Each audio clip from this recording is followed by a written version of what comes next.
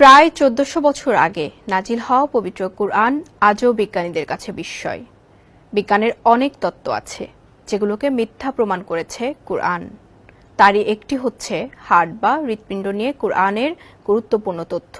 বিজ্ঞানীরা এতদিন মনে করতেন মানবদেহে চিন্তাভাবনার কেন্দ্রবিন্দু ব্রেইন বা মস্তিষ্ক, কিন্তু কুরআন বিজ্ঞানীদের সেই ধারণা ভুল প্রমাণ করে দিয়েছে। আরও জানাচ্ছেন আহমদুল্লাহ শিকদার। বিজ্ঞানীদের বিশ্বাস ছিল আমাদের চিন্তাভাবনা থেকে সবকিছুই মস্তিষ্ক প্রসূত, কিন্তু পবিত্র কুরআনে আল্লাহ তাআলা চিন্তাভাবনার জন্য ব্রেইন বা মস্তিষ্কের চেয়ে হার্টের কথাই বেশি উল্লেখ করেছেন। সেই অর্থে কুরআনে মস্তিষ্কের কথা সেভাবে আসেনি। বিজ্ঞানের ভাষ্যমতে ব্রেইনের গুরুত্ব বেশি, কারণ হার্ট একটি অঙ্গ মাত্র। যমুনা ইসি, the goodness of purified air.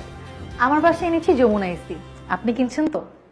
যা কেবল রক্ত পরিশোধন ও পরিচালন করে, সেই অর্থে